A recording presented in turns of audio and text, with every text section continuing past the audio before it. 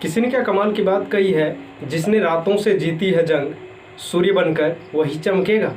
जय हिंद दोस्तों, maths tablet में आप लोगों का स्वागत है।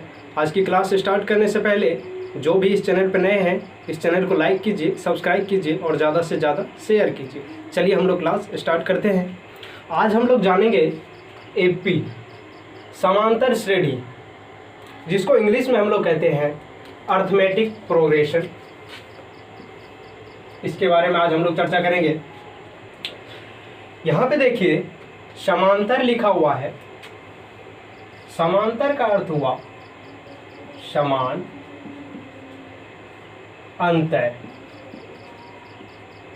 समान अंतर, समांतर। और श्रेणी का मतलब हुआ श्रेणी या क्रम।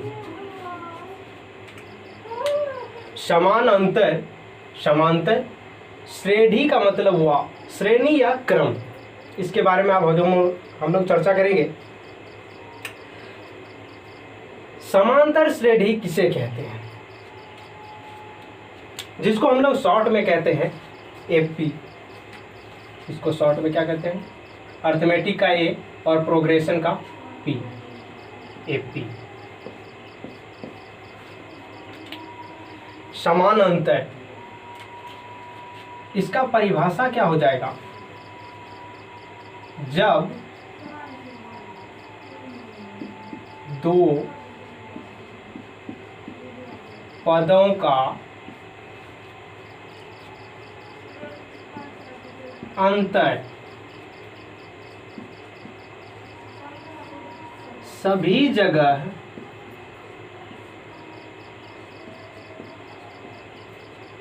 समान हो। समान हो, उसे समांतर श्रेणी कहते हैं। जब दो पदों का अंतर सभी जगह समान हो, ऐसा श्रेणी जिसका सभी जगह का अंतर समान हो, उसको हम लोग समांतर श्रेणी कहते हैं या एपी कहते हैं। एपी को हम लोग संक्षेप में इसे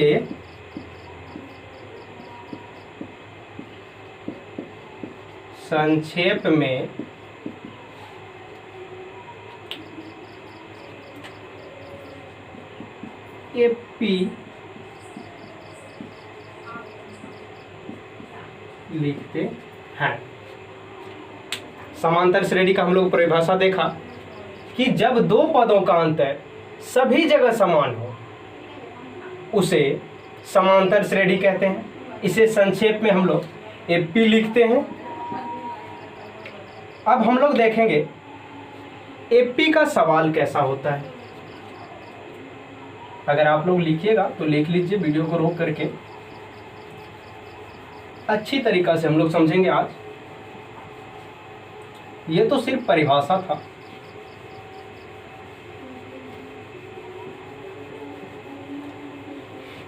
अब हम लोग आगे देखते हैं।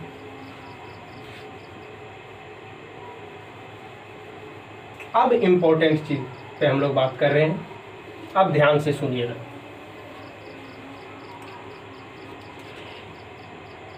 एक हम लोग एपी लेते हैं। 2, 4, 6, 8, 10 ...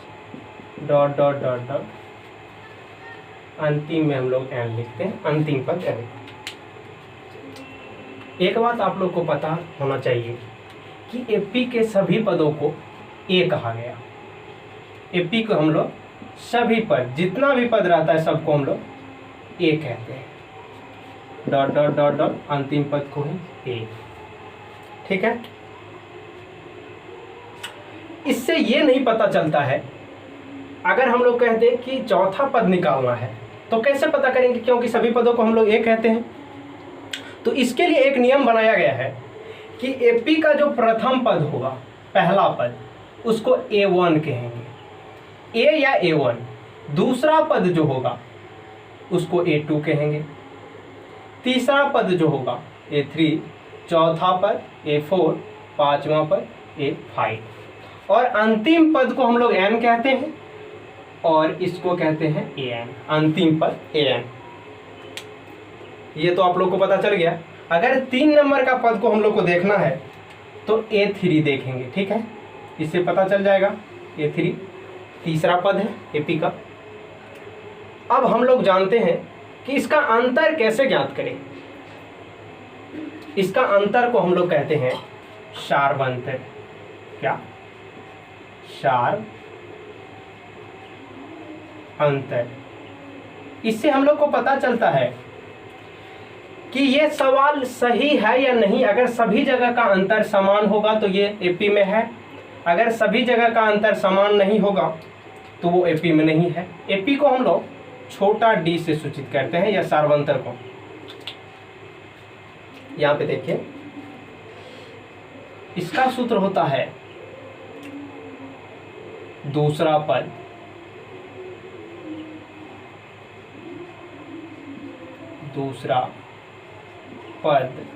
माइनस पहला पद। इसको अगर हम लोग फॉर्मूला के रूप में लिखें तो क्या हो जाएगा? दूसरा पद को क्या कहते हैं? A2 माइनस पहला पद को A1। ये हो गया हमारा D बराबर फॉर्मूला। ये अगर दो पद में अंतर निकालते हैं, पहला अंतर को कहते हैं, अगर A1 और A2 में निकालते हैं इसको हम लोग क्या कहते हैं? D1 कहेंगे, D1। ये एक फॉर्मूला हो गया। अगर दूसरा पद और तीसरा पद के बीच का अंतर निकालेंगे तो हम लोग क्या लिखेंगे?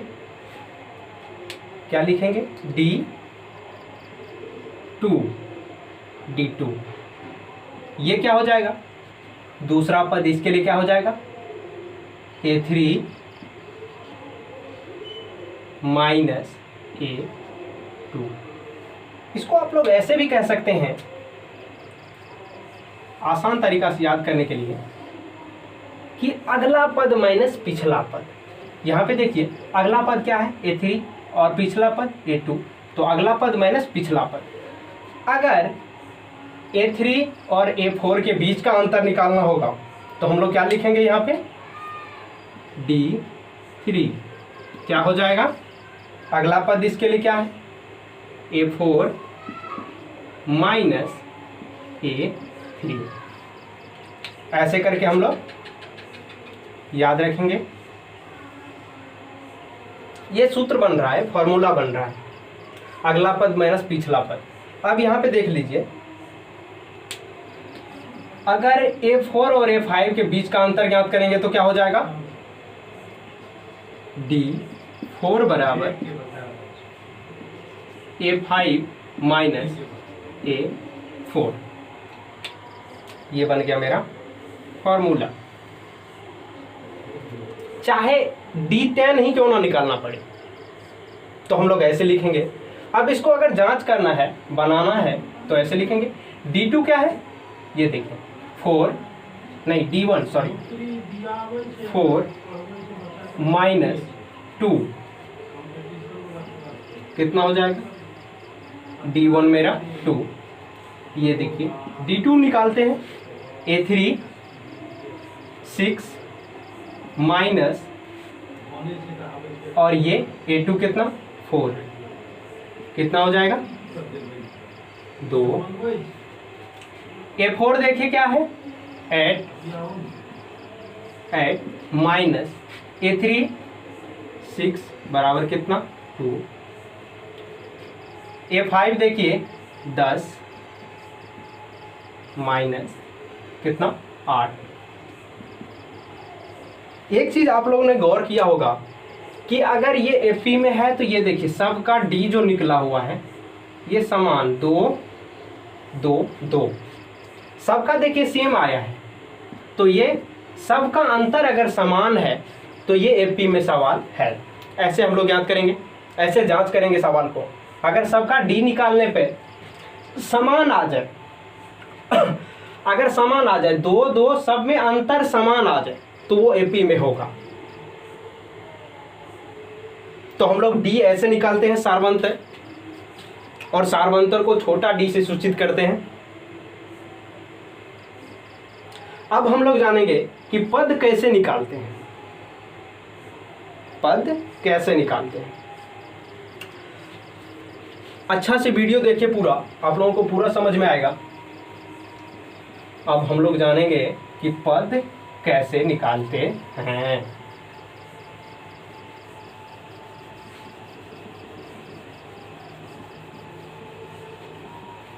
डी निकालने का फॉर्मूला जान गए कि अगला पद में से पिछला पद को घटाते हैं तो डी निकलता है, जिसको हम लोग हिंदी में सार्वंतर कहते हैं।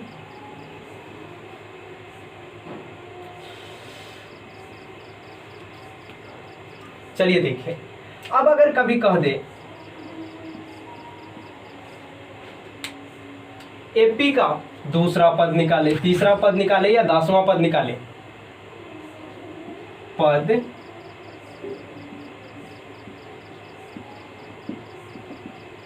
निकालने का सूत्र, पद कैसे निकालें, ये मोस्ट इंपोर्टेंट सवाल है। मोस्ट इंपोर्टेंट चीज आप लोगों को बता रहे हैं। तो देखिए, अगर दूसरा पद बोले निकालने के लिए, दूसरा पद A2 बोले निकालने के लिए, तो हम लोग क्या करेंगे, ए लिखेंगे और प्लस दे करके डी लिखेंगे, ठीक है। अगर दूसरा पद बोल रहा है, यहां पे देखिए, अगर दूसरा पद बोल रहा है दूसरा A2, तो हम लोग यहाँ पे एक घटा करके लिखेंगे A प्लस डी 1, ऐसे। अगर यहीं पे बोल दे तीसरा पद निकालने के लिए, तीसरा पद निकालना है आप लोग को एपी का, तो हम लोग क्या लिखेंगे, ए प्लस डी लिखेंगे, और तीसरा पद बोल रहा है तो हम लोग क्या लिखेंगे, यहाँ पे 3 है तो यहाँ पे एक घटा करके कितना, 2। अगर यहीं पे कह दे कि A4 निकालिए, तो हम लोग क्या लिखेंगे, A प्लस डी तो सब में लिखेंगे, और 4 बोल रहा है तो यहाँ पे क्या लिखेंगे, एक घटा है 3। अगर यहीं पे कह दे A5 निकालने के लिए, तो हम लोग क्या लिखेंगे, A प्लस डी, और 5 बोल रहा है तो हम लोग क्या लिखेंगे यहाँ पे, 4। ये सूत्र याद करने का कोई जरूरत है, कैसे सूत्र बन रहा है देख रहे हैं आप लोग। अगर तीसरा पद बोलेगा तो A लिखेंगे प्लस डी लिखेंगे, और 3 बोल रहा है तो यहाँ पे 2 लगा देंगे डी के बगल में। ये हमारा सूत्र बन रहा है। आप लोग को सूत्र याद नहीं करने पड़ेगा, गणित का ट्रिक से बनाइए, ट्रिक से। गणित को रट नहीं सकते हैं, रटने नहीं देंगे आप लोगों को। तो देखिए, अब अगर कभी कह दे, ऐसे करके अगर हम लोग करते जाएंगे, यहाँ पे देखिए A6 A7 A8 A9 A10 A11 A12, ऐसे करके अगर हम लोग निकालेंगे, लास्ट में क्या आ जाएगा, nवां पद, अंतिम पद, जिसको हम लोग कहते हैं क्या, an। इसका फॉर्मूला क्या हो जाएगा, a इसमें भी लिखेंगे प्लस और d भी लिखेंगे। लिख दिए, ध्यान से देखिए, यहां पे अगर 5वां पद बोल रहा था तो हम लोग एक घटा करके लिखते थे 4, चौथा पद बोल रहा था इसमें से एक घटा करके 3, और यहाँ पे जब nवां पद बोल रहा है तो n में से एक घटा देंगे, क्या हो जाएगा, n-1।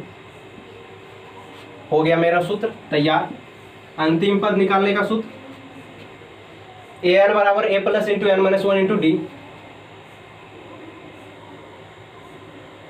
दिक्कत होगा आप लोग को। अंतिम पद जैसे ही हम लोग को अगर तीसरा पद बोलता था तो ये घटा करके लिखते थे। यहाँ पे भी nवां पद बोल रहा है, n में से एक घटा करके लिख दिए।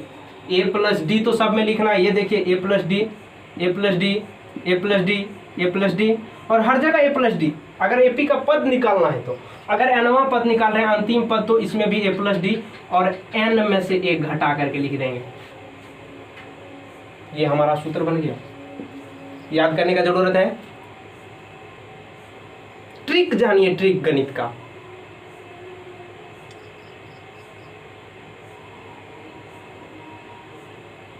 अगर गणित को भी रटना पड़ गया तो फिर गणित का फायदा क्या है।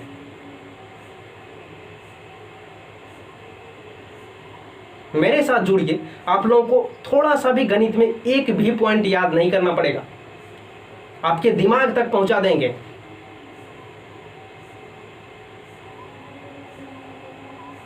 आज के लिए बस इतना ही। मिलते हैं एक ऐसे ही नए वीडियो के जरिए एपी का अगला सवाल देख करके कि एपी का योग कैसे ज्ञात करें, और वो फॉर्मूला को भी आप लोगों को इतना आसान तरीका से बताएंगे कि याद नहीं करना पड़ेगा। तो तब तक के लिए जय हिंद दोस्तों, मिलते हैं नए वीडियो में।